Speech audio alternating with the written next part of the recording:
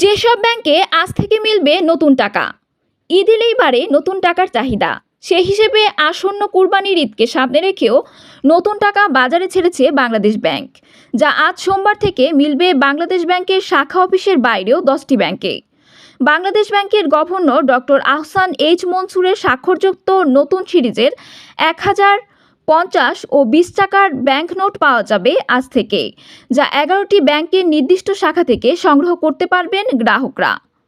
বাংলাদেশ ব্যাংকের শাখা অফিসের বাইরে যেসব ব্যাংকে নতুন টাকা মিলবে সেই ব্যাংকগুলো হলো সোনালী, জনতা, অগ্রণী, রূপালী, প্রবালী, উত্তরা, ডাচ বাংলা, ইসলামী ব্যাংক বাংলাদেশ, আল আরাফা ইসলামী ও ব্র্যাক ব্যাংক।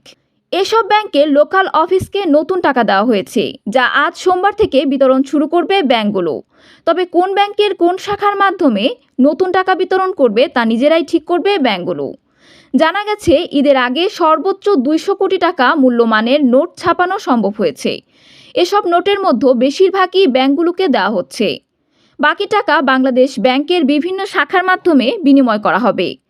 এছাড়াও বাংলাদেশ ব্যাংক জানিয়েছে, নতুন নোটের পাশাপাশি বর্তমানে প্রচলিত সব কাগজের নোট ও ধাতব মুদ্রা চালু থাকবে।